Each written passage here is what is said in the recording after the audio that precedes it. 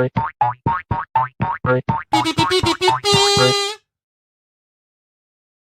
right, it is time for the Fluffle to assemble. Welcome one and all to the Rabbit Nation. Whether you are a paid-for citizen or whether you are just a tourist who's decided to subscribe, or whether or not you are just an immigrant or potential immigrant looking across the border and wondering whether or not to immigrate to such a wonderful nation as the Rabbit Nation, welcome one and all. Welcome to a Monday Fireside Chat. And welcome once again to the Rabbit Atheist Show and the Rabbit Atheist channel. I'm your host, Ed Raby, a former pastor turned atheist, now a compassionate anti-theist. Welcome to my channel. Appreciate everybody being here tonight. Hope everybody had a great weekend. Today's question, it's an open question. How do you know there's a God? The motivation for this question is for the last 2 weeks, I have been in dialogue or seen dialogue with theists in the chat or on shows or whatever. And this question I have always asked, and I've never gotten an answer, which is, how do you know there is a God? There is a bunch of Gnostic theists out there that absolutely proclaim that they absolutely know there is a God. And I keep asking for how they know that, and I keep not getting an answer. So I said, what the hell, let's just have a whole stream with it. So here we go. There's a couple of announcements before I get going, though. There's a goal in chat. I don't keep my live streams free of ads during the live broadcast as long as some of these goals are met. But if the goal is met, I will wear whatever hat has been chosen by the poll. So there you go for the rest of the stream. There's also a link to the Discord in the chat as well. So you can join the Fluffle of Fangs. Great community. I also did want to update a couple of people have asked over the last week or so how my mom is doing.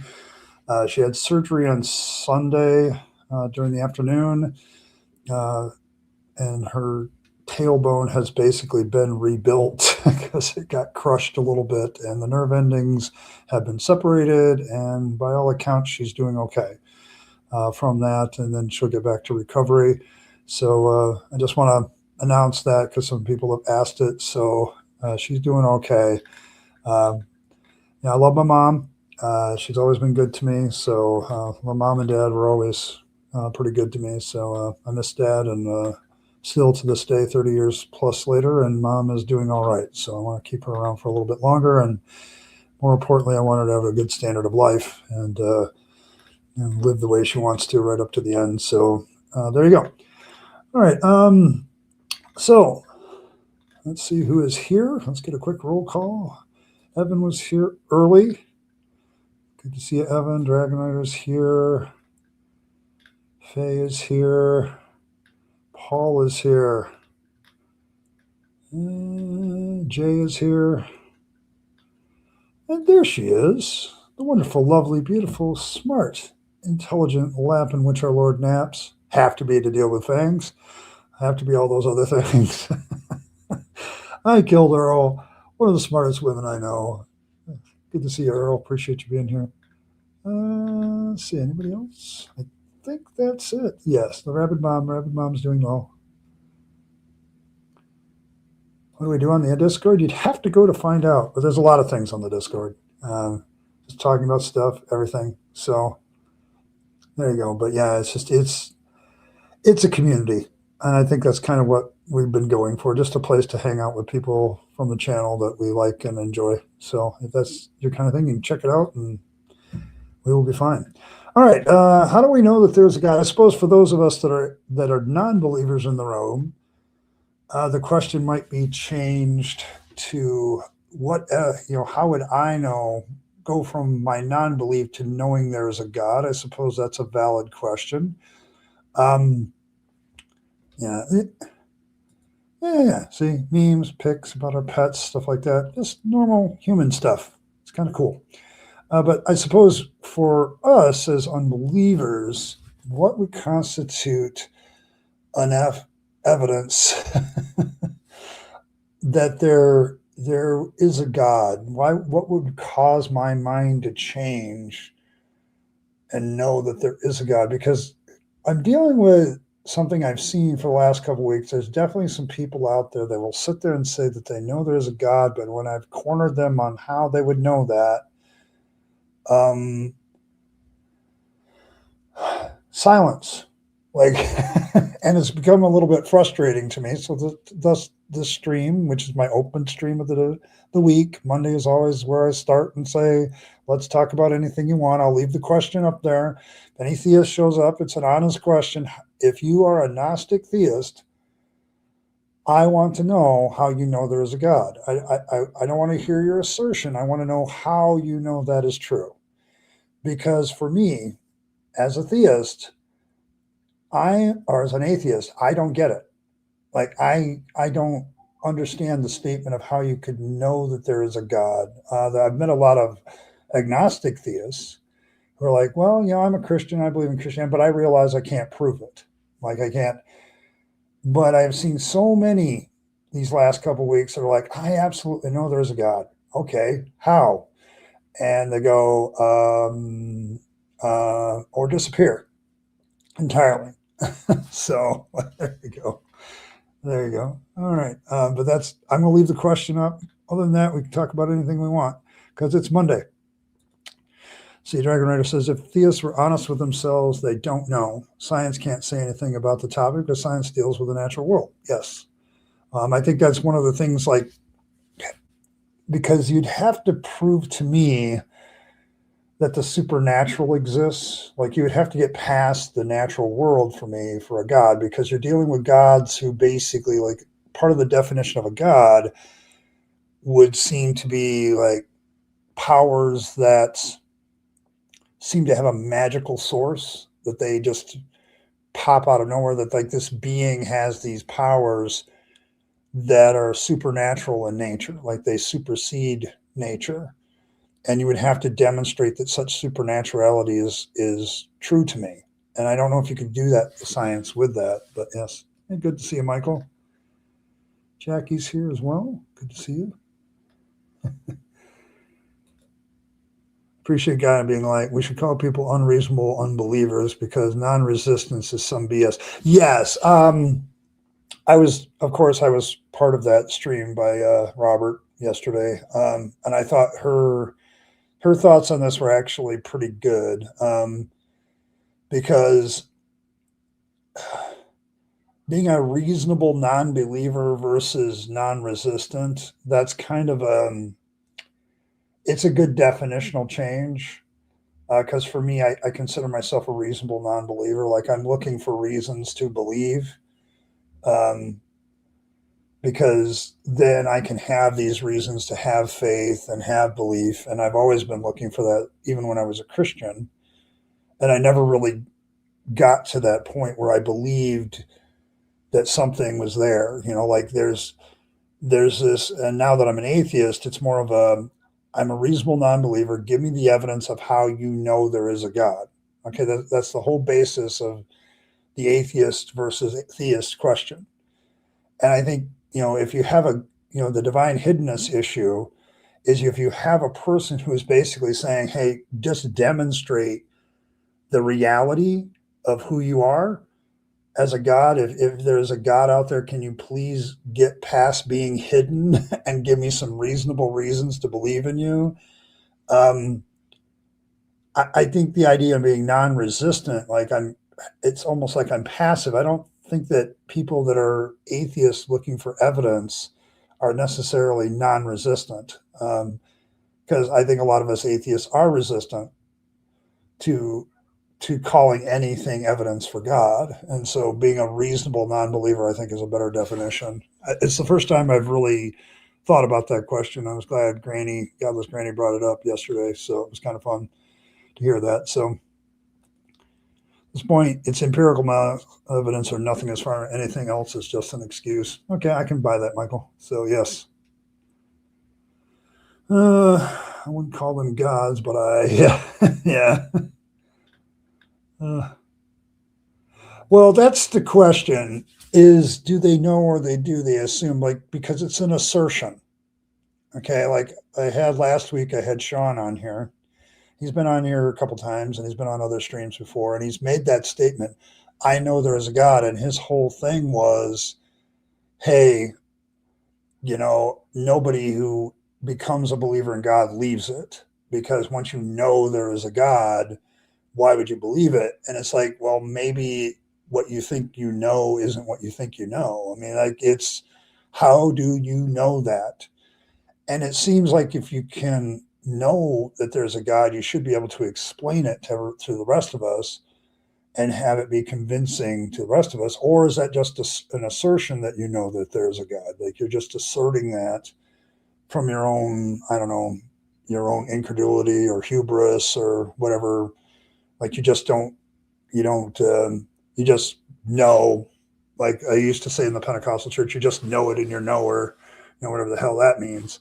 Like, this idea that deep down you have this knowledge of God, or you assume there's a God, but to you it's knowledge.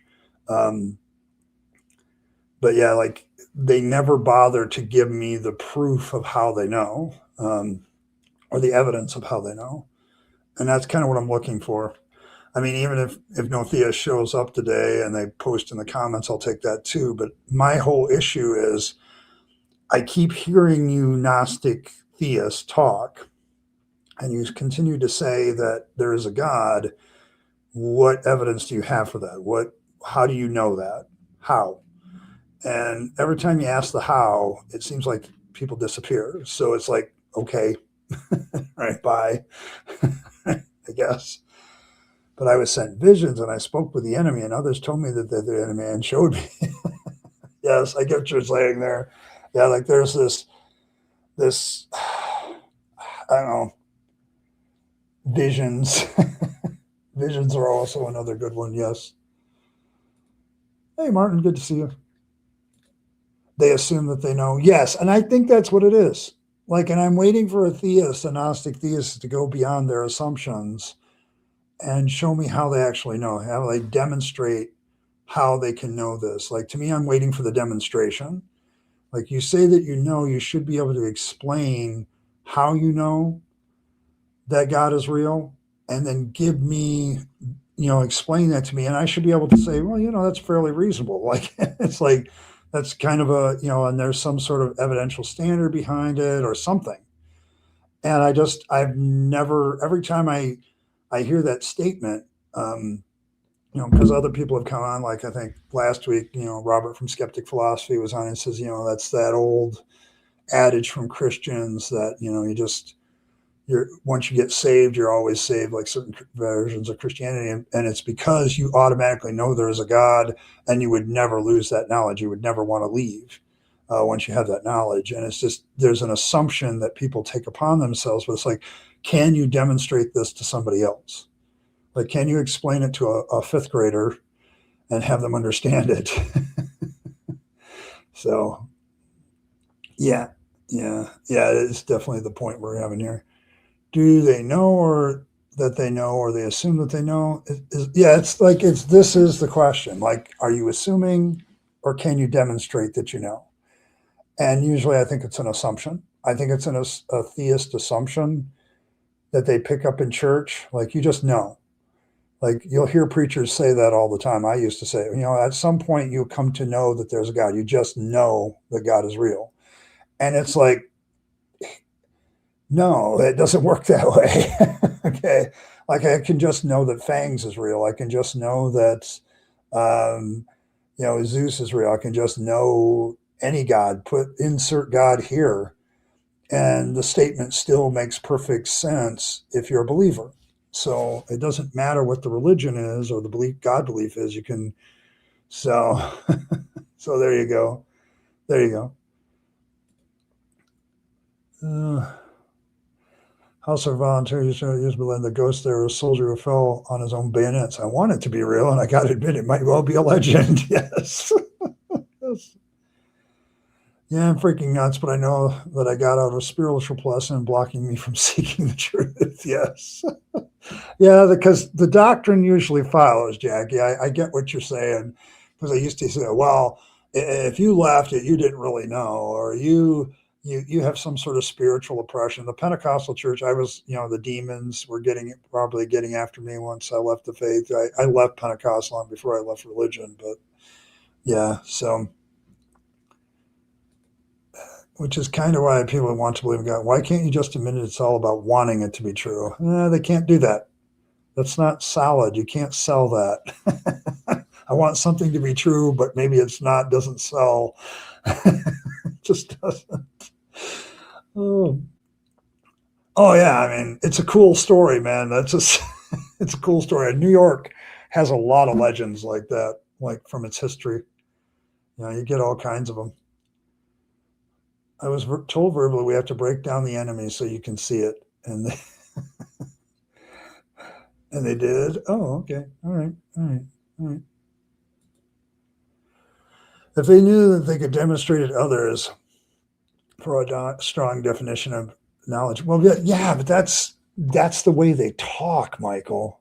Like they talk like it's a done deal, factual thing, and I have my doubts. I seriously have my doubts that somebody is really knowing, like their epistemology of how we know something is probably lacking.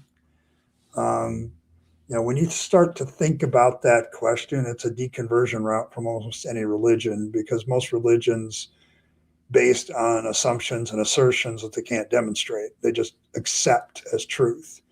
And I think one of those is the God belief. Like, I know God is true is code for I really believe that God is true and I can't accept anything else. Otherwise, it might upset my worldview. So there you go.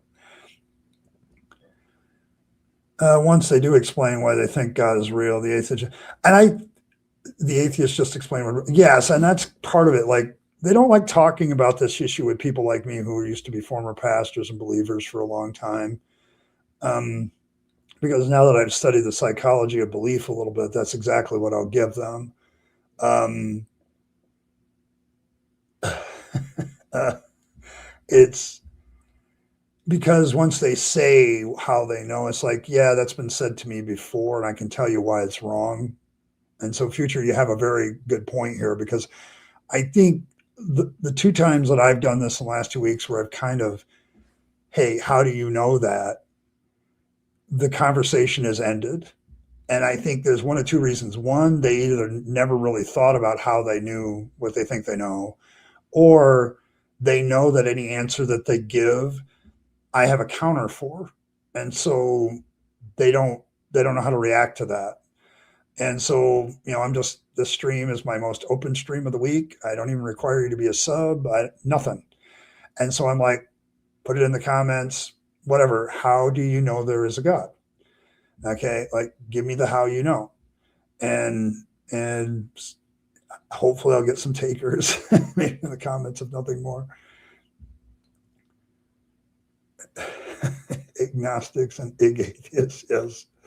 Yes, Paul, I get what you mean. Yes, I know it's very early in the morning for you. The reason why many atheists are skeptical of evidence for God is because of the extraordinary claim, and as Carl, you require story evidence, yes. And Christopher Hitchens, I believe, echoed that sentiment. So it's mostly, I think, personal experience, Faye. I would agree with you. Like, I think a lot of these people have personal experiences that they interpret as personal experiences with God, and then they keep moving with that, and then they don't bother to go, okay, well, maybe I'm interpreting this experience through a preconceived lens of what I think is real already, what I assert. Like, it's interesting, like, religious experiences are in every religion, and every time they get interpreted back into the religion that the person already believes. So, how can I play some? I don't know. How can I explain that? Like, our mind does a lot of psychological things. It doesn't mean that there's a God. Like, some people get under extreme. I mean, your mind can get under extreme stress and have out of body experiences too. You can want it so badly that you imagine it. Human imagination is a very powerful thing. So yes, yes, at least drugs are real. Yes, yes, hypoxia does that as well.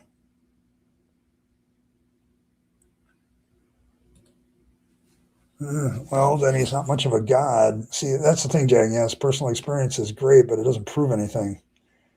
Like Hindus have Hindu personal experiences, Islamists, Muslims have Muslim personal experiences that lead them closer to Allah. It's almost like we all have these psychological experiences that we interpret as religious, and that experience always leads us back to the religion that we already believe in.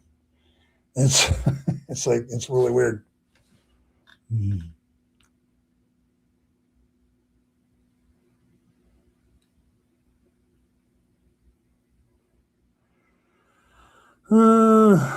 Just a couple of lives. I keep falling asleep early. I go future. Okay.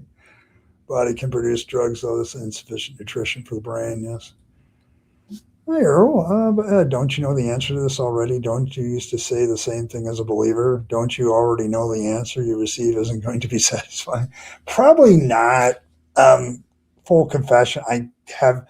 When I have gotten an answer to this question, it's always like that doesn't prove that you know it.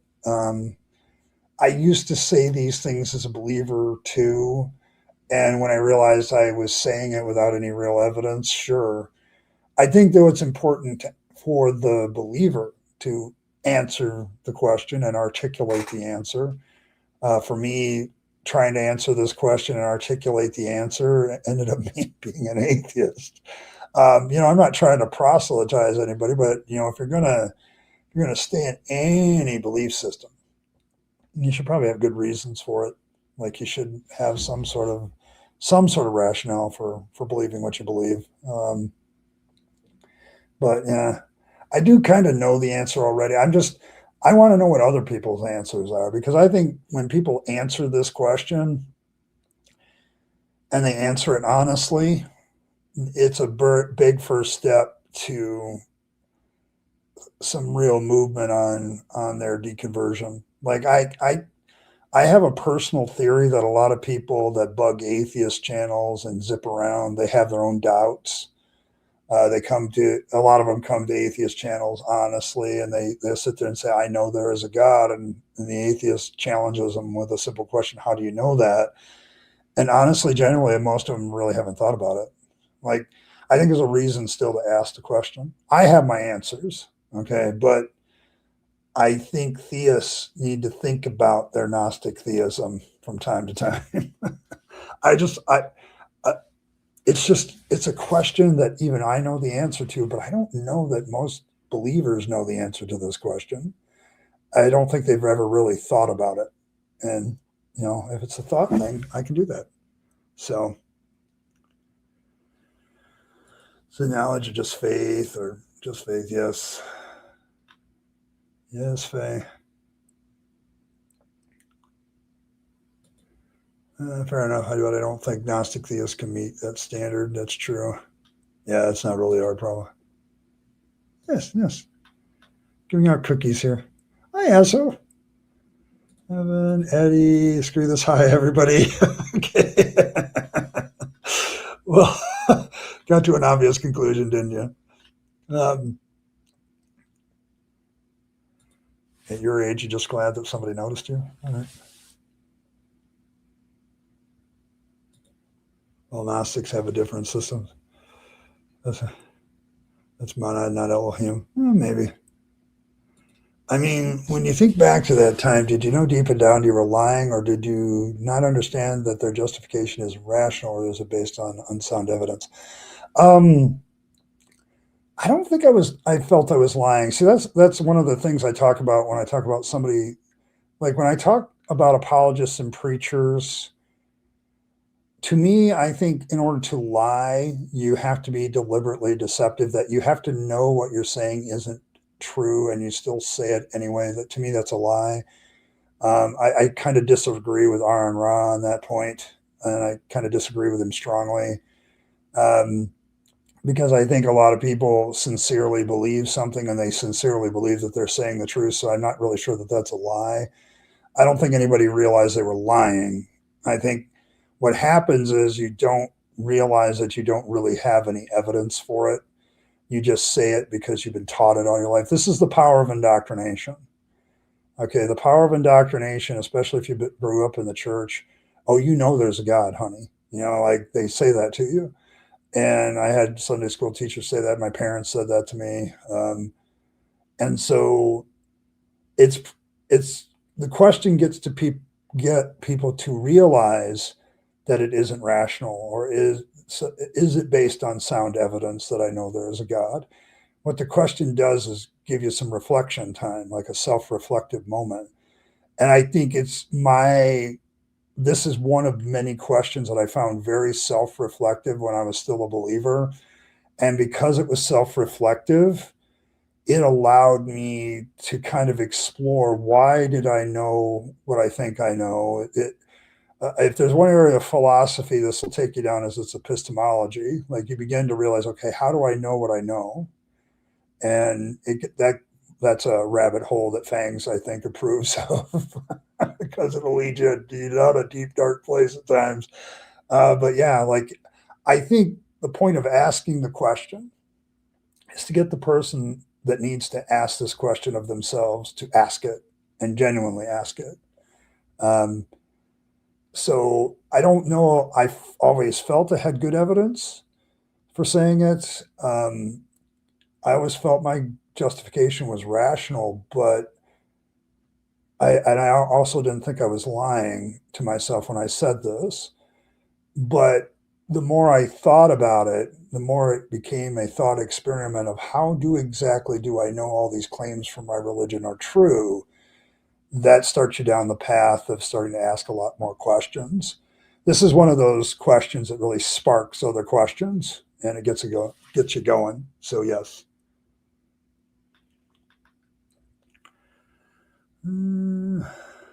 Hey, Robert. Good to see you, Robert. Enjoyed your stream yesterday. Good guest too.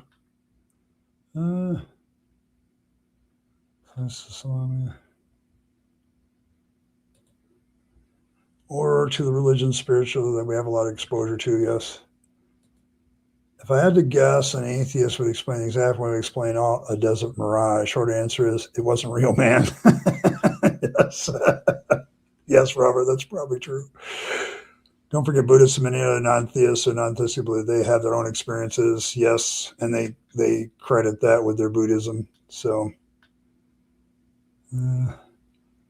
yep, thinking about why you believe what you believe is important, even if you are right. Yes, you can be right about something, but learning to question, okay, how do I know that? You might actually find other answers that are more persuasive even to others. So not just yourself. And the Most High, Yahweh, and Moloch, Kamalesh, Elohim, Melchizedek exist. They have distinctive and have patterns. Yes, like most polytheistic beliefs, they do have patterns. I know a lot of theists don't like it when I say that.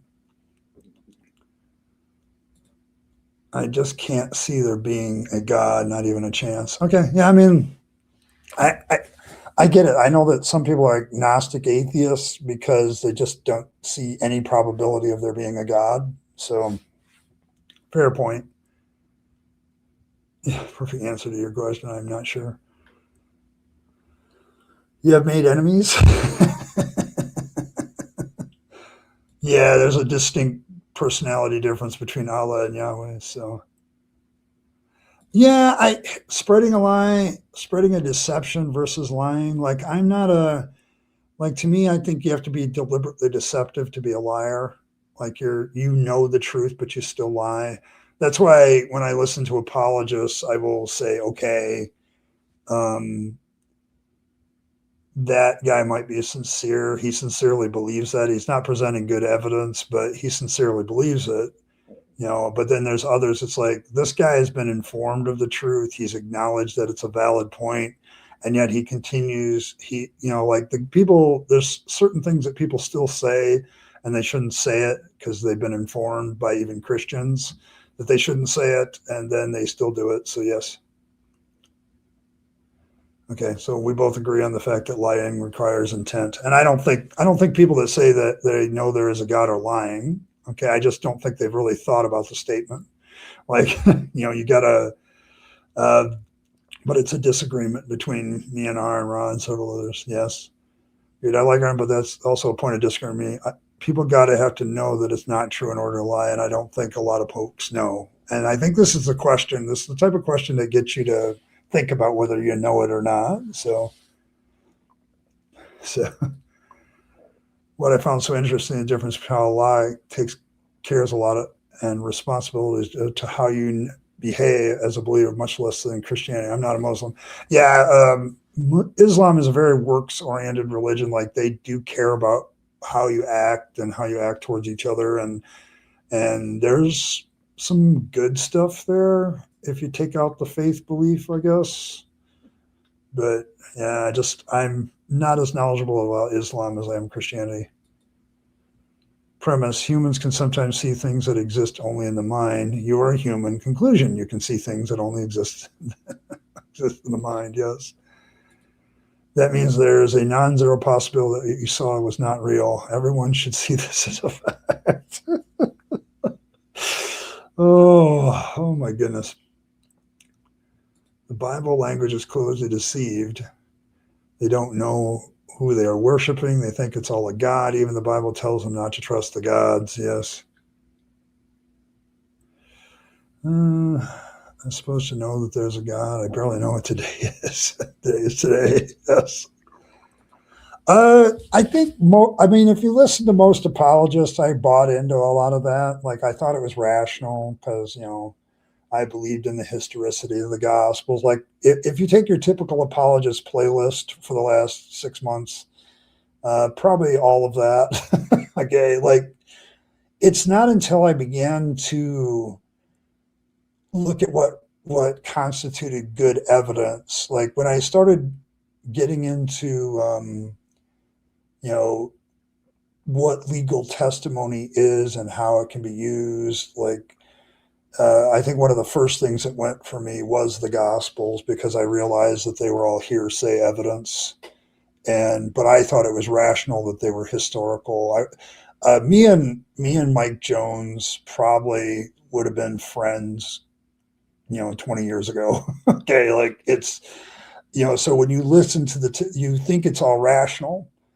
And the problem is when you start to get into the reasoning of all this, or you actually look at the evidence and start evaluating it based on other evidential standards other than the ones you've accepted in your mind, you realize, oh, wait a minute, like I didn't really understand science and how it worked either.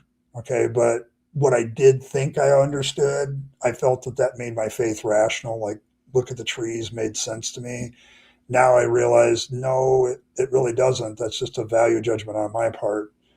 If I say the trees prove that there's a creator, like I'm assuming something there, and I shouldn't, I need to get past the assumptions. And I think built into Christian theology, because I was a theologian, is the acceptance of assumptions without evidence. And so I just felt it was rational to go at it from a purely philosophical view. But I think you believe certain things are rational and you believe certain things are proven. And so you just accept them as rational and proven. And then you start taking a deeper look at them. And then you realize, no, wait a minute, that wouldn't even get into a court of law as evidence. Like, so why should I think it's good evidence? Like, if human beings would dismiss this as good evidence, why would it be? Seems like God would come up with better stuff that's even more rational than anybody else. Like, that became one of my questions.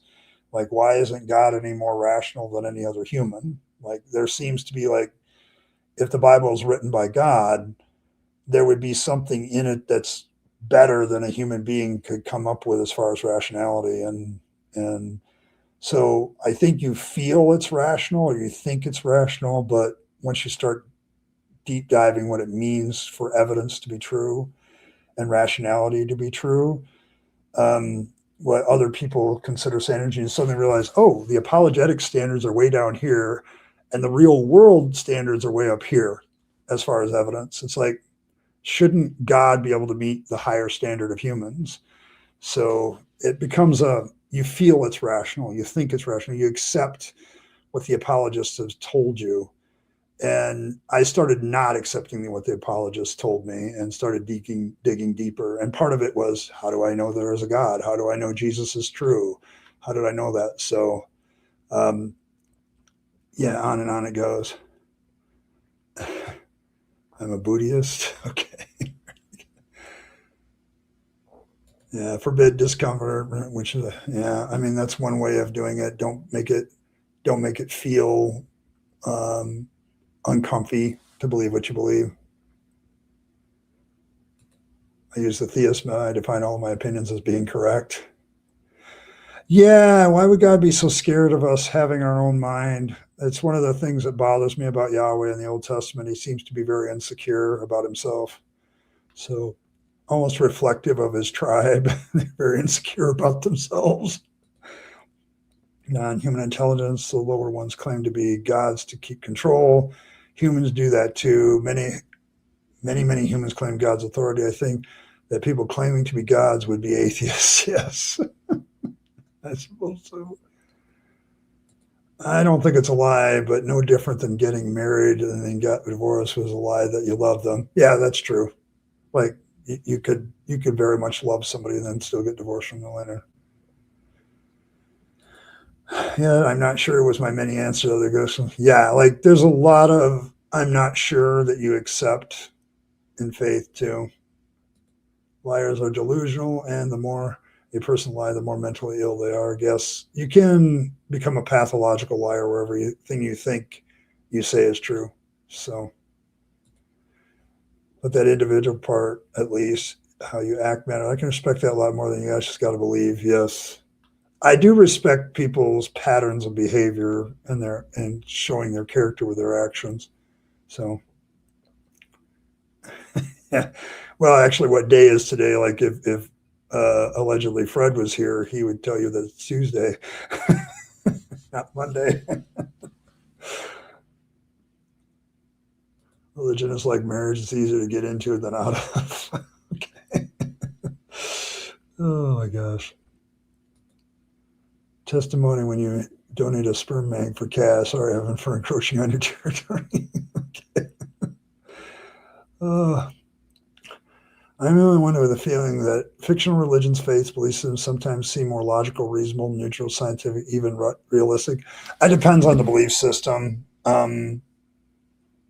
So yeah, it's one of those things where you have to look at religious beliefs because sometimes they do get some things right. Like I have had some very rational discussions with Buddhists. Like they have a spiritualized view of reality outside of certain things, but they generally don't accept like a deity, like a god.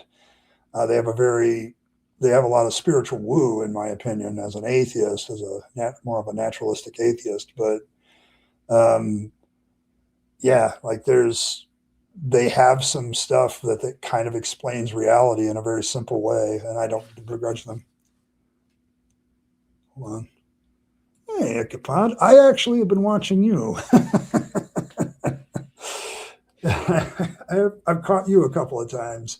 So thanks and welcome. Appreciate the donation and appreciate the thing. But yes, I've caught a couple of your streams after the effects. So there you go. I appreciate you. So so there you go.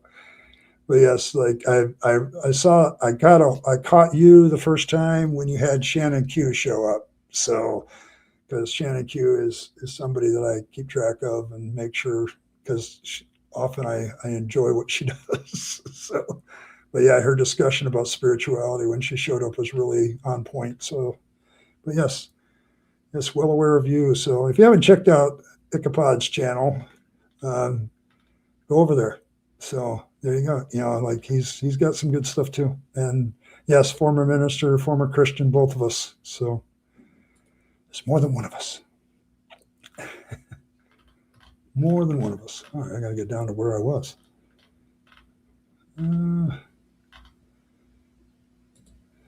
A friend says, it always stuck out to me. If the Bible was written by a God of the universe, it could have stated how to make soap, which was then textually pure and applied to delirious. Well, not only that, like soap and sanitation laws, and figuring out certain things to keep, like germ theory. Once you see it, you can't unsee it. Like simple things like that in the Bible that would have demonstrably made God's people more healthy, live longer, have a better quality of life. Like, if you want to demonstrate that God is a loving God and actually is trying to do something about, maybe he isn't all powerful, but he's trying to do something about it because he has all this knowledge, that would have actually made more sense in the Bible too. So yeah, I mean, he goes down the diseases are caused by spirits route too. So it's like, nope, that's not true. So yes. Hey, Robin, good to see you. So I say to Christians and other faiths, if God is a real God and is not afraid of truth, shouldn't fear you looking for people's beliefs and understand them for a wide perspective. Yeah, I've made that case a couple of times to some theists before, where if God is the real God, you shouldn't have a problem honestly accessing whether there's a God. It really shouldn't. There shouldn't be any like fear that there isn't any real evidence that lines up with other evidential standards. But they just, every time I listen to an apologist or a person of faith talk about how they know there's God, there's always this fear of opening that up and comparing it. So yes, a new acolyte. Yes.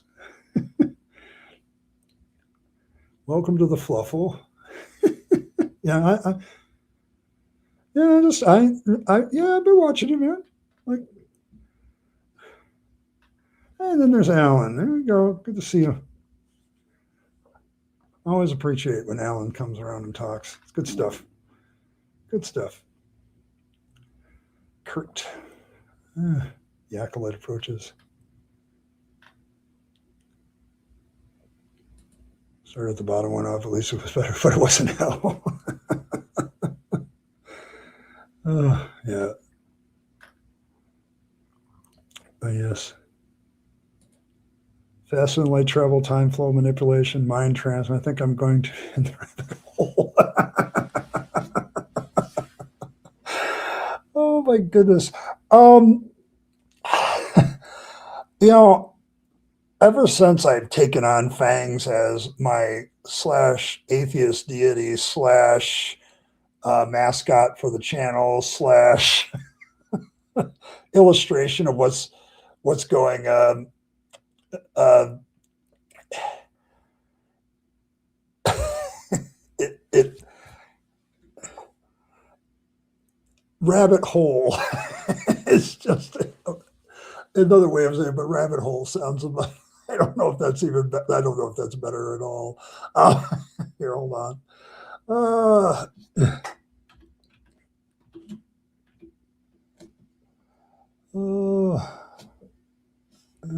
Ichabod channel. There we go.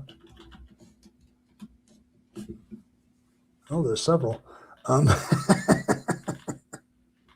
But yes. Oh my goodness. Here, hold on. I want to do something. But yes. But yeah, like it's a great channel. Great channel. Has good discussion just like I do. But yeah, the rabbit hole. Oh, he's a great channel. Yeah, he comes by. He listens to me. But yeah, I listen to him too.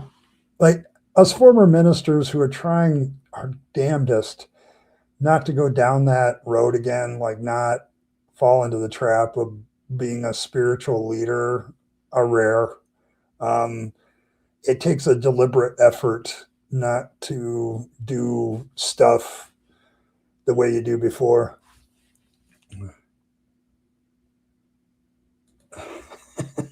It's a YouTube channel called The Rabbit Hole. High quality content, but boring as fuck. Okay. Yeah, it's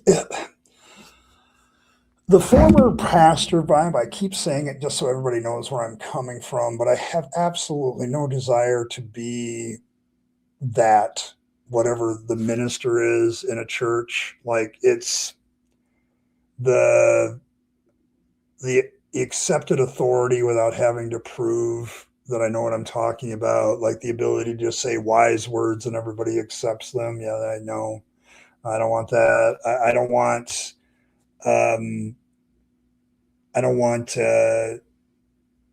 All the other stuff associated with that. Like I've made statements about that. I have a video out there where I'm like trying to be different than that. I'd rather be a facilitator of discussion than a dispenser of truth. Uh, Part of my reason why I stopped the Bible studies is because I don't want to. When I do a Bible study, I don't want to do it as somebody who's an authority. Um, so there you go. Well, yeah, you don't think that'll be Prince on Mert Boxer shorts to say, now you've challenged me. So, but yes, but yeah, like I don't want to be, I don't want to be that mystique around what a pastor or a priest or a ministry um, is dealing with. I don't want that around me anymore. I'm not a guru. I'm not a dispenser of knowledge and wisdom anymore. I'm not a guy who speaks for God, so to speak. I want to get away from all of that. And so like um, it's like there, there's just so much stuff that I just don't want to be anymore. So it's like speaking person.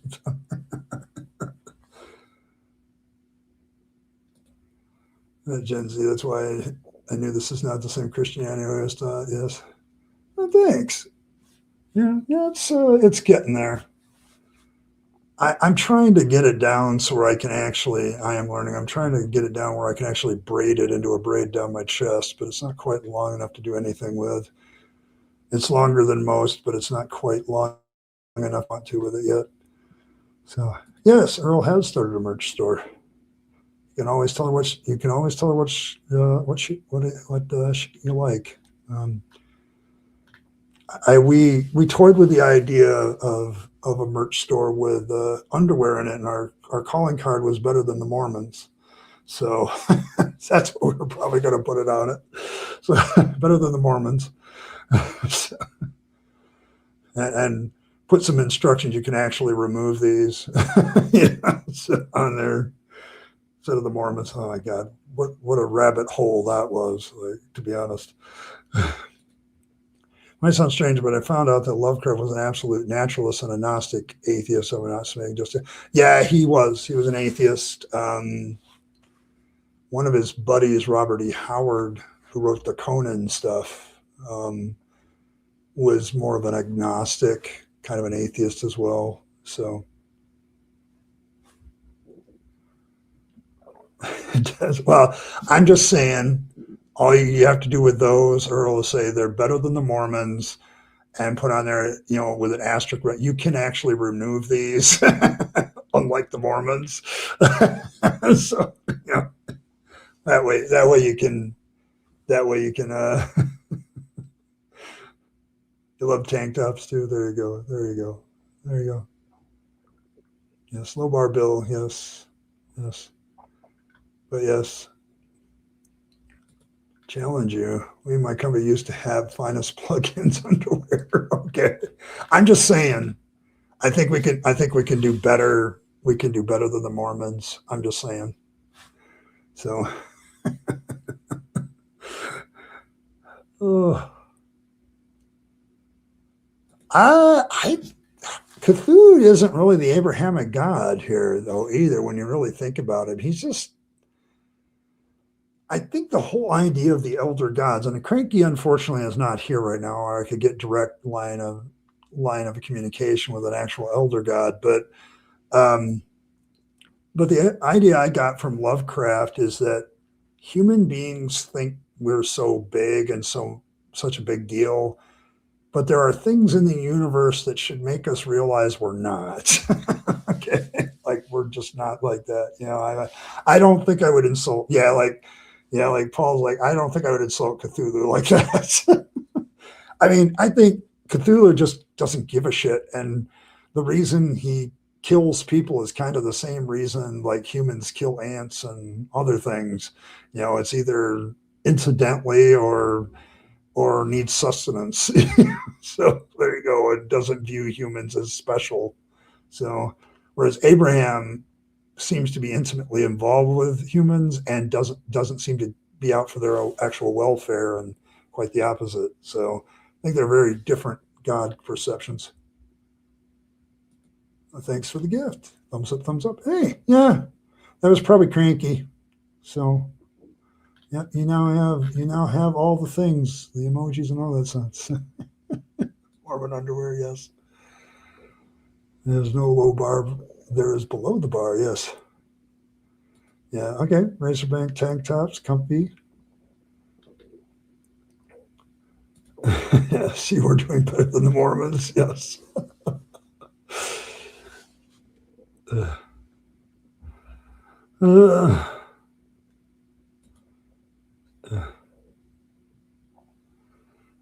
If there's 1 in a billion chance that I can death lift 1,000 pounds, then I will.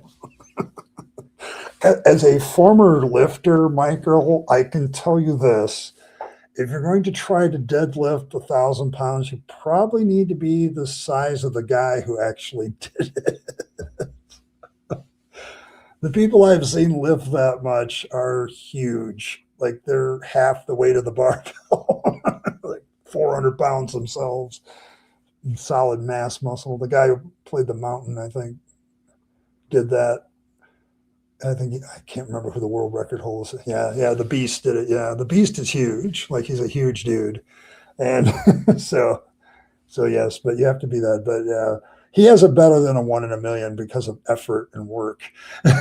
So, but yeah, like my records, I consider myself to have accomplished the weightlifting basics, which is like a let's see, what did I do? I did a 400-pound squat once for reps, and then I did 300, 400-pound deadlifts, and then my bench I got up to 250, I think, and I felt that was good enough for me.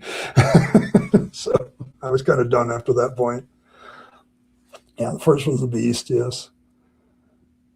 I really love counting cosmology and wondering if a rogue black hole can enter a solar system and devour Earth completely, and there'd be nothing left for pretty much anything. Yeah, I see that. Lovecraft has a lot of problems, but I think I love his concept of, we human beings think we're so big, but there's shit out there that if we really knew about it, it would scare the living willies out of us, and we realize how little and insignificant we really are in the grand scheme of things. I think it's an important fact to remember that not everything is there for our benefit. So, yeah, Cthulhu is malignant but not malevolent, I would say, whereas Yahweh is malevolent. He pretending to be benevolent, but which is even worse. Yeah, Eddie Hall's still passed out. Like it's, oh man, lifting. I loved doing it when I was good at it, but now I'm not so good at it. I'm getting old. I think too many things snap and creak when I lift now. so there you go. Yeah, but a modern analogy. Yeah, it's a good one. I've yet to try. I haven't mustered the courage for free weights. Okay, yes. It is a problematic fave, yes. I love his work. Don't love him so much. He's kind of a one of those strange people that looks at the universe in a very different way than we do today. So yes. See you later, Josh. Appreciate you. So, to be fair, the 1 in a million was due to low barbell gym wear. See, I think I think William Lane Craig is missing an opportunity here for Merck. Like he could do the 1 in a million chance of X being true. We should do it. Um, you know, and he should put that on clothing brand, like lifting clothing, understanding physics. If there's a 1 in a million chance that I can understand physics by not studying, I should do it. So, yeah, the universe scares me too, how big it is sometimes. Like if I think about it, it doesn't care about us. It doesn't give a shit about us. And it's huge, it's vast, and we're on this little speck in the middle of goddamn nowhere in the universe, and we think we're all that important. So,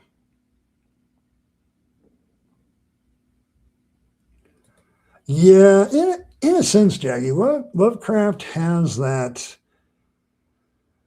um, fear of the unknown. Like when you read his stories, you never know the whole story, and that's part of the thing. Like it's part of the fear that grips you is this fear of the unknown, the fear of the monstrous, the fear of the unexplained. And he doesn't really go down a supernatural route either. When you really think about it, it's more of an extraterrestrial route, that the extraterrestrials that have come to Earth, we can't possibly understand them. Like we think we're such big shit as human beings, but these beings that have come from outer space, they don't give a shit about us. We're just experiments to them. Like, it's like they're coming to check us out to see what they can get from us.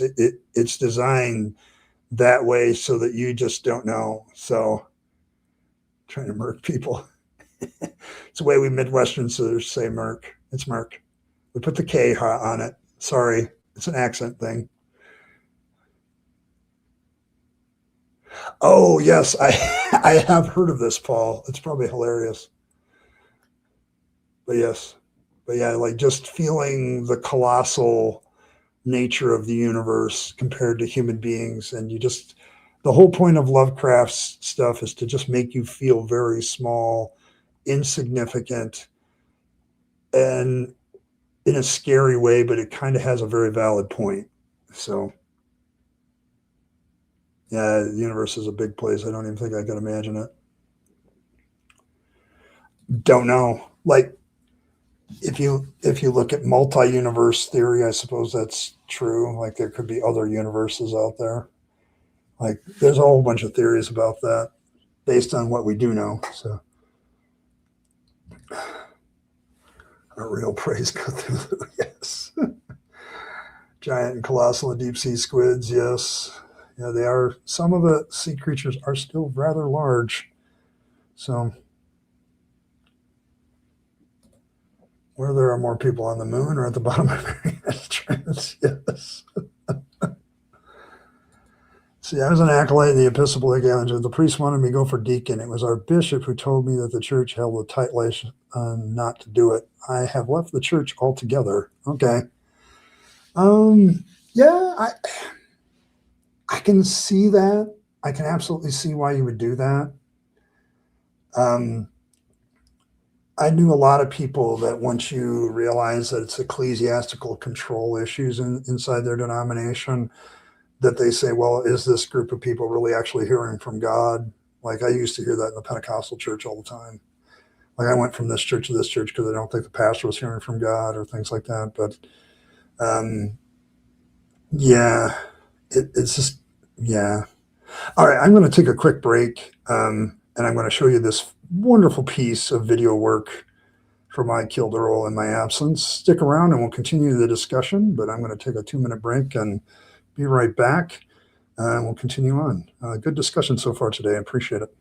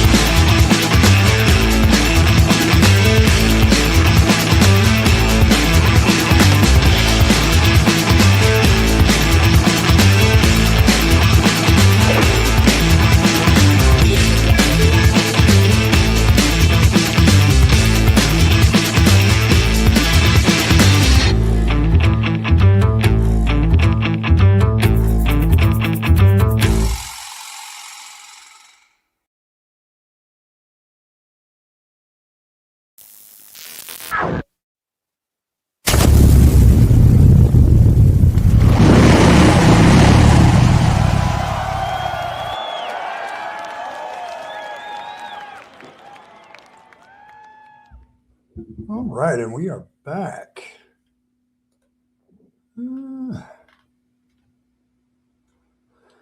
Let's see, Jay, about our place on Earth. If more people truly knew this, I think they were more concerned about asteroids or threats. We might be able to mitigate it if we assume no God is there to save us. Yeah, I think we do kind of, Jay. We do kind of like put that into the back of our brain. Like there's something like we don't want to think about it. Like on a human psychology level, there are certain survival mentalities that are just we put it out of our head. But yes.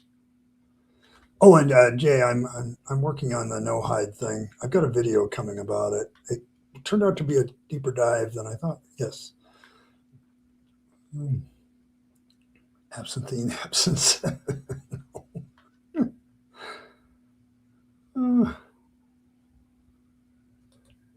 uh, got to read through the cover. Three Bodies trilogy of the Sin. Got to read it. Covers multiple. Yeah, there is a multi-universe theory out there. So I have never read it. It doesn't. All of that stuff doesn't, concern me most of the time because I'm kind of like, okay, does this have any practical benefit? And maybe it does, maybe it doesn't. Let's all go to the lobby. Let's all go to the lobby and get ourselves some snacks. Yes.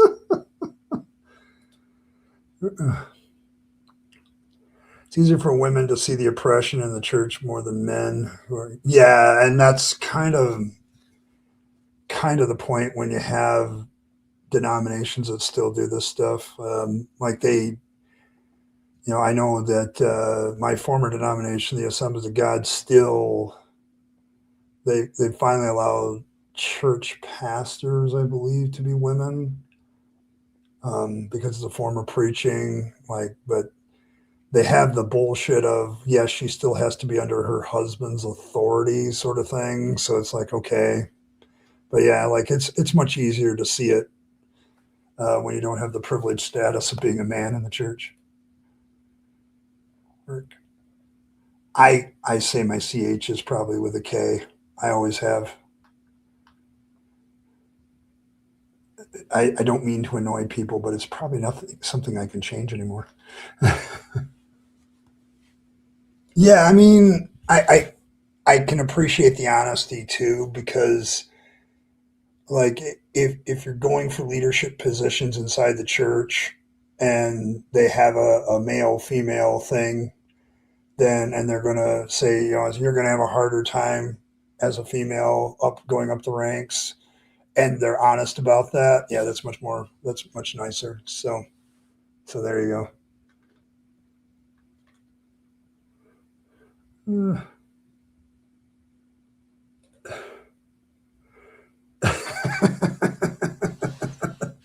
Sorry for a lot of the Cthulhu, man. I really like underwear settings. Okay, there you go. Beautiful. Yeah, Jay, it's become I'm about halfway done with the script and there's something that my country did, the United States did back in the 90s with the Gnostic bullshit that I suddenly discovered and I found that went a little bit deeper than I wanted to. Not like super deep, like to the center of the earth, but it was like, oh, great. It's Christian nationalism from the 1991 era. And look at that. Both the Republicans and Democrats were doing it. How exciting. So I had to, like, God damn it. And so I ended up studying more this weekend about that I probably should have. But yeah, it's become a video. That's my next video on Tap is the no hide laws and its relationship to the whole current Christian nationalism nonsense. So all my relatives are from Michigan. My grandpa was an evangelical minister. I never knew any of them. Okay. I have relatives out west, but I've never met them either. Three body problem. Read one and a half of them. Two down there. Okay. The church is against women giving birth control. They use abortion as an excuse. Yeah. That once again, it's gotten weird in church land in the United States because there are very liberal churches. Like I'm probably gonna really dive deep into this on Friday because of course it being Pride Month. There's also like all these apologists and preachers, of course, have had to say stuff, and I'm starting to get a montage of apologists and Christian leaders saying stupid shit about LGBTQ and Pride Month, and I'm like, let's do that Friday. Let's see what dumbness they have to say. So it'll be fun. But yeah, they have the idea that Jackie that women shouldn't be involved in leadership in many denominations. It's not just mine, but mine was like fundamentalist doctrine for the most part, but because women were so instrumental in the starting of the Assemblies of God, like you can't get past that. Like the temperance movement and all the women involved in the temperance movement were very much part of the Assemblies of God too. So they couldn't escape the leadership of women on a practical note. So the interpretation of the Assemblies of God of women ministers and preachers is very more open than a lot of others, but there's many that just don't allow it at all still. So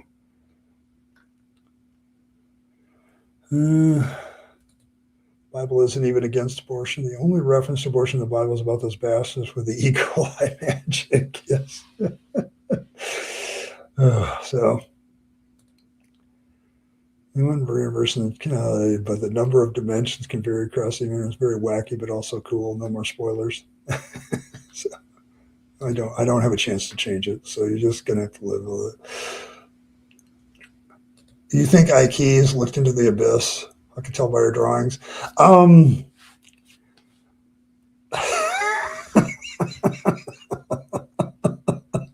Yeah, you'd be correct. I'll let Earl answer it. But yes, she indeed has looked into the abyss. Comic strange, but these are already everything in multiverse, just a universe with multiple dimensions and lazy writing. There's only one. Yeah, it could be. Like that's why I like a lot of the origin theories. Once you get down to the singularity, like right before the singularity, like things get really weird and wacky, and we don't really have a way of assessing anything at that point, or even probably seeing past that point. So everything becomes kind of speculatory. So could be BS, could be people just speculating. So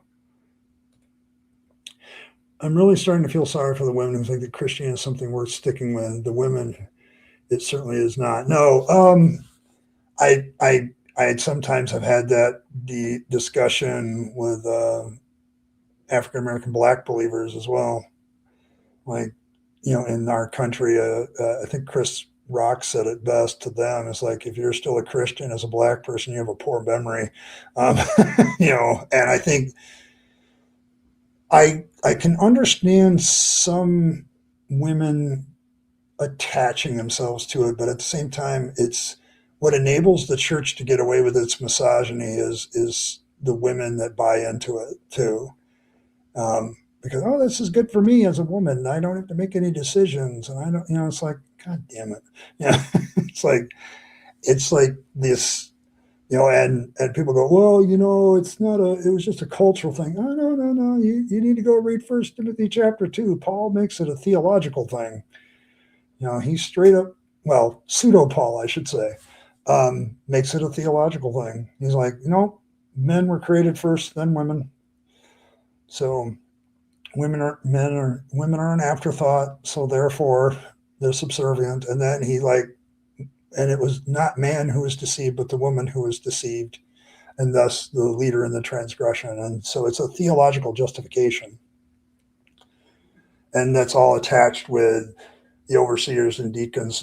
I did my master's thesis on First Timothy, so all of that is kind of clear in my brain. So it's like, yeah.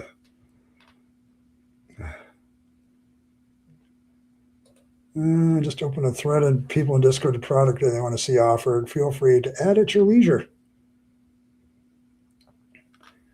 Let's see. Promise Eve was framed. recently posted a short of Tradwise of TikTok advocating for get rid of universal suffrage. Gross. Yes, you're dealing with a thing here where women, young girls, everybody's indoctrinated into this stuff, into this traditional lifestyle motif. I hate it. Like I've got on my list of videos to do, Michael, how Christian misogyny hurts men because the problem with it is you can usually, when women, I think, because they notice it more, it's easier to persuade them that women aren't advantaged by being Christians. What I don't think is as well known to men is that this isn't good for men either. Like there's some expectations of men that not all men can reach inside of Christian masculinity, whatever the hell they want to call that. But yeah, like there's this movement back into traditional wives. I saw Aaron Ra doing this thing about wife school. Okay, like I'd be more surprised, but I was in the church for so long, so I can absolutely see it because there were like, when I was in the Assemblies of God, for instance, there were like seminars on how to be a better woman of God, and on the list was submission to husband, submission to male authority. These are the things that women are allowed to do and not allowed to do. And that was supported by women and often had male leadership talking about it. So you had men teaching women how to be good women, and according to the Bible. So there's a whole indoctrination going on with women, but the problem with it is you really have to get the men to stop doing it and supporting it. Women are enabling it, but men are the ones that are teaching it. And it's like, it's gross. It really is. And the problem is this kind of stuff doesn't advantage men either. It really doesn't. So yeah, men brought power. Nobody should be later hosted. Okay. There's some strange birth views of religious people that are so absurd and paradoxical. Oh, it is. Like, I think the Catholics are kind of the worst on birth control. A lot of Protestants don't have a problem with birth control until you get to conception. And then once conception takes place, the soul apparently enters the thing, and then there's a problem. But it's all over the place. So,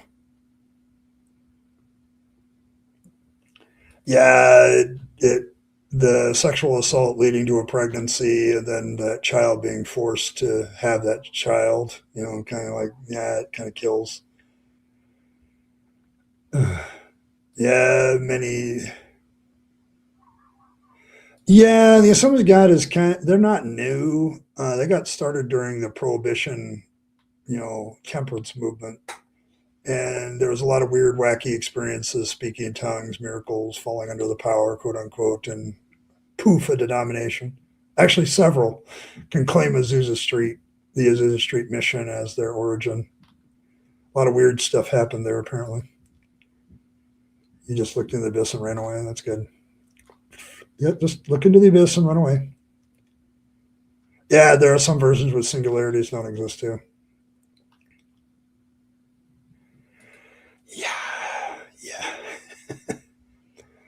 Yeah. Muhammad has some interesting habits too when it comes to slavery and stuff like that.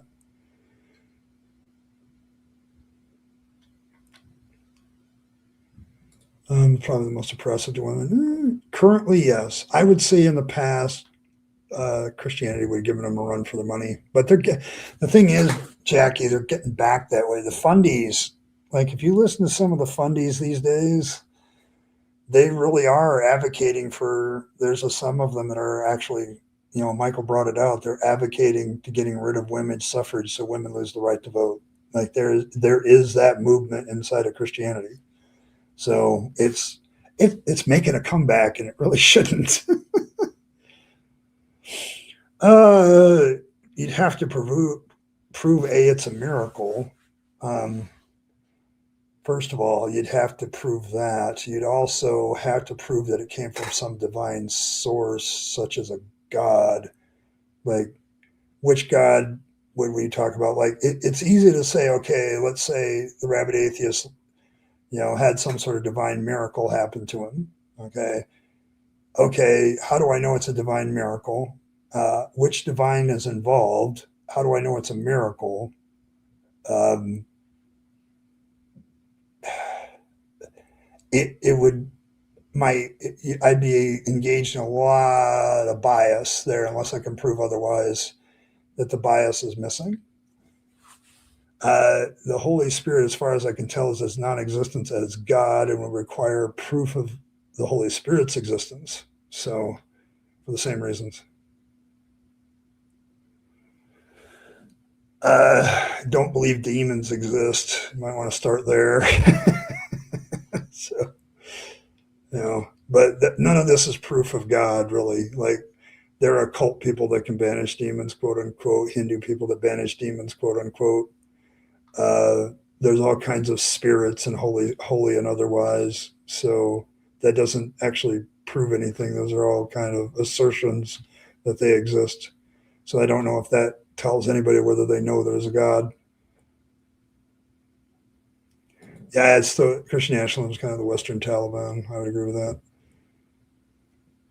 Inherently more oppressive of the current manifestations that are just like the parts of the Jewish Orthodoxy are. Like Jewish Orthodoxy has some female oppression to it. So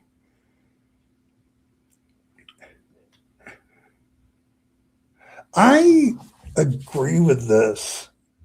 The more I look, but it's the controlling religions are very Western. Like there's definitely a power dynamic with Western religions, like in Middle Eastern monotheistic Abrahamic religions, same. Like there's a power dynamic, and so it's natural for it to slip over into the supposed male female dichotomy, and you can just control people. But yeah, oppression, when you're trying to maintain control, oppression is a natural result with some people.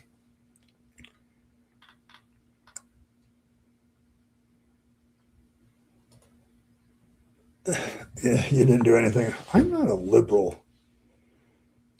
I'm liberal on some things, but not everything. I'm a moderate, so in some respects, downright conservative on one issue. So, but I don't really like those terms anyway. Liberal, conservative, trying to put me into a box, and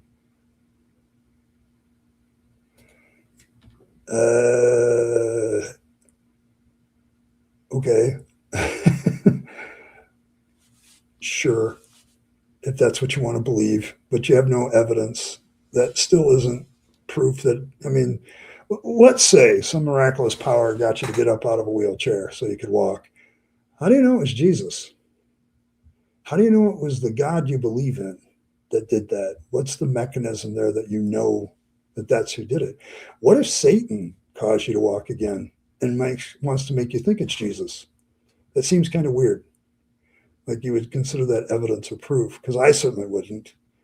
Like just because I got out of a chair for some reason, A, doesn't mean it's a miracle, because there's a lot of reasons why that could be. And two, I wouldn't know which divine entity actually did it unless I'm assuming. So you claim that doesn't prove anything. Doesn't really prove anything. Uh, okay, that's not proof or evidence of demons. That's just your assertion. Once again, give me knowledge here. Find it interesting how much more equality existed in ancient societies, not less racism, too. Heck, the Greeks didn't even differentiate between straight and gay. It was all the same to them. Yeah, the pagans have, I think it stems from the pagan idea that female and male forces have to be kept in balance. And so they don't necessarily differentiate that way. And they also don't, when you live in the Mediterranean, you're going to see a lot of different colors of skin. Okay. So you're not going to sit there and do that. So, yes. So, yeah, it's like, but yes, I can see why pagans do that. I've talked to many pagans, and it's like a lot of balance ideas and making sure one side doesn't get overly powerful. So they're always pulling back and on when things get out of balance. So yeah, I'm not buying the Book of Nate's stories.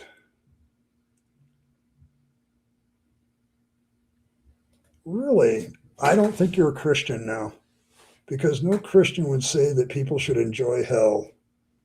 You really haven't thought about hell at all. That's a very rude and mean thing to say. Like, do you even listen to Jesus? You say Jesus healed you, but do you even listen to his words? Okay. All that do good to your enemies and pray for them, all that bullshit. But no, you're just going to sit there and tell me to enjoy hell? What an evil thing to say about some other human being if you understood the doctrine of hell. So, like, if this is your proof for God that you can go around and tell people to enjoy hell, my dude, my man, you need a new religion, because yours makes you evil as hell. Like, come on, man. Yeah, you can walk again because the doctor's your own willpower. There's also some medical conditions that can do that. We saw that with Wes Huff. Like, he had a medical condition that some people do indeed get over, and then he's sitting there claiming it's some miracle of God that he got to walk again. It's like, no, no, no. That the virgins in heaven come from repossessed and non-believing women in hell being okay. All right. Yeah, I know. They think that they're being punished as well. I've heard that. Yes, I'm still alive because of doctors. So, Jesus was a liberal. I think he said a lot of things that are very woke.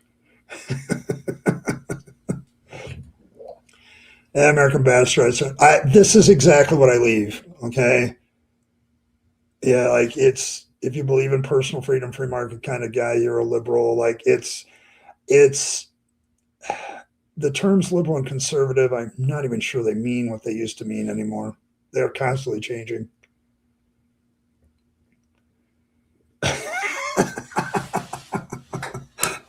Oh.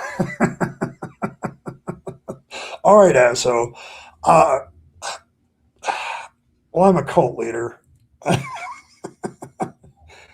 Fangs is my deity, my atheist deity that I don't believe in. So, yes, like, I don't really tout this very often. I do bring it out every once in a while. Part of my double major from Trinity Bible College is in ministry. And the problem with what Nate did from even a Christian perspective is, you may have just caused somebody to get even more hard, so they don't want to come to Jesus, and they're going to hell, and it's your goddamn fault. You just made that person to stumble. It's the problem with people like Nate is they pick the verses that they like to have, okay, so they can go out and justify their behavior, but they'll sit there and say, oh, you atheists don't have anything call attention to your behavior. Well, you people in Christianity don't even listen to half the crap that your founder says you're supposed to do. Like, like the teachings of Christ, go read them, because some of you Christians, you're just not doing them, and you know it, and you're just making it worse in your relationship between believers and non-believers. Like, you may have caused somebody to stumble and continue to be an unbeliever, and therefore you're going to go to hell too, because you don't know him. You don't know the Lord. The very question we're talking about, you don't know Jesus. You don't. Because Jesus, I don't think, would talk to people that way. He wouldn't say enjoy hell. Like, do you really see those words coming out of Jesus's mouth according to your Christian conception of Jesus? Hey, go enjoy hell. Do you really see that? And exactly, like, these are the kind of people that tell me that I'm glad not to be a Christian, because if this is who I got to hang out with, no thanks. So, I think hemorrhoids were demons. I don't know. Oh my gosh. Yeah, I mean, we don't do loving comments. You just kind of lose your. Okay, thank you. Appreciate it, Earl. I kind of figured. I don't know. Jesus doesn't say this a lot of the same things. But yeah, God, that just. Uh, nah, no. The history using scientific the examiner answer ever been God or the supernatural? The answer is always a natural process. That's why I can't believe in God. Yeah, me too. At this point, I found out all those gaps that I thought existed where God lived existed, and now they've gotten very, very smaller. They're very, very tiny now. So, California, I'm gonna Rayman. Okay. Yeah. Let's pray for Nate. But no, it's Hazel, you know what I speak because we've been doing this game for a long time. Like I've been doing this for 6.5 years. Like, and I have never understood the Christian that does that. The so-called Christian that comes in and wishes me good luck in hell. Like, do you really understand hell, buddy? Do you really even understand your own doctrine? Yeah. Yes, unfortunately, too many of them are like that. And the thing is, some apologists, Ron, are like that too. They get that way. You can see it. They get snarky with the atheists and all that other stuff. They're always picking on atheists. Like they can't pick on other religions. You know, they got to come after me. So I got to pray. Got to give them a. There you go. Thank you, Earl. You know, Evan, there's only so much fun you can have with it. It's going to go down a dark place. And I don't have problems with, you know, as well as anybody else, I don't have a problem with Theos coming here and talking to me genuinely. That was not a genuine conversation. Like he wasn't interested in the conversation. He just wanted to make his point and walk away. You know, it's like he just wanted to do his thing like he always does and justify it based on his faith. So, dear Lord, okay. Oh, dear Lord, give me strength. And orders Yahweh in the sky. Yeah, Jay, I don't know. As a believer, I would have had a lot of problems with Nate and people like him. He's not the only one. He's not the only one. Well, on that note, I do have to kind of quit. I do have to get ready for work. So thank you, everybody. Uh, thank you, everybody, for stopping by today. I want to give special thanks to Ichabod, who I do watch from time to time. He has some good stuff. He's also a former pastor, former Christian.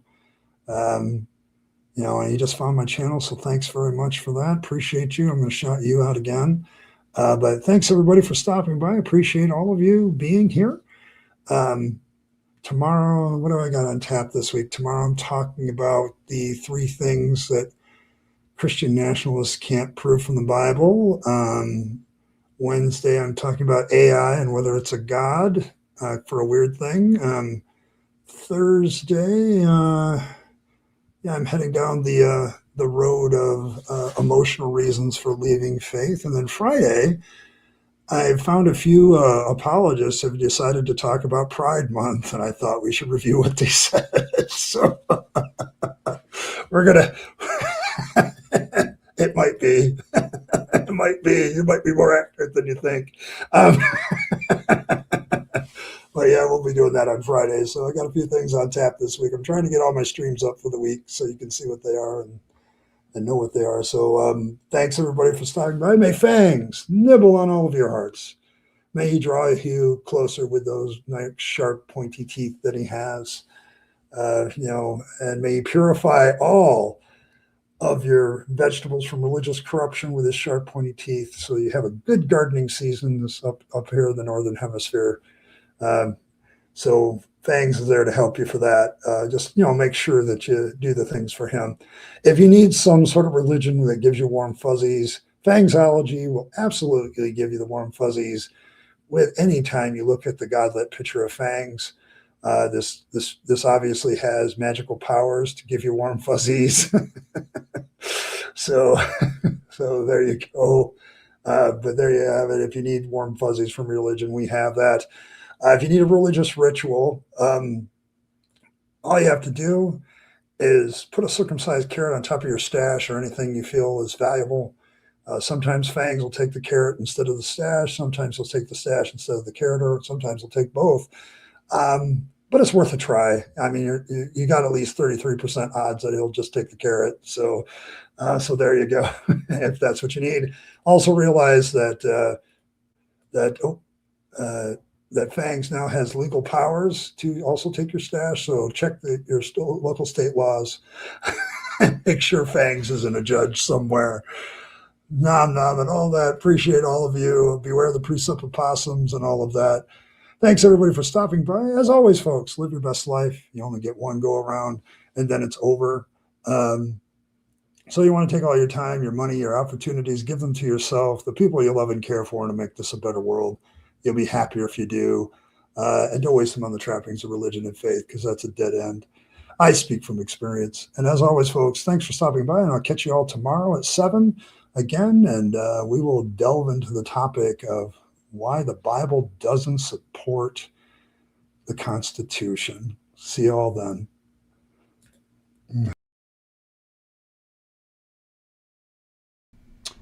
Hey, thanks for sticking around to the end to find out how you can support the channel better. Of course, there's always the normal notions of just hitting that like button, subscribe to the channel, hit your notification bell, and share the video with your friends and family that you think would be interested. That's always very appreciated. If you want to support the channel in a more tangible way, there's several options. You can super chat or super thanks in the comments or during a stream.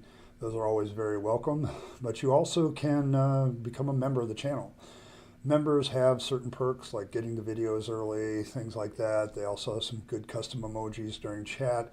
So all of these things are good benefits to members, but they also support this channel and its work to continue to normalize atheism and deconversion, for which I'm very appreciative. It keeps me going, and it keeps me as a content creator being able to do more and more as a content creator. So if you choose those methods of support, thank you very much. And I appreciate you once again for staying to the end and listening to other ways that you can support the channel. Appreciate it. Thanks, and I'll catch you next time.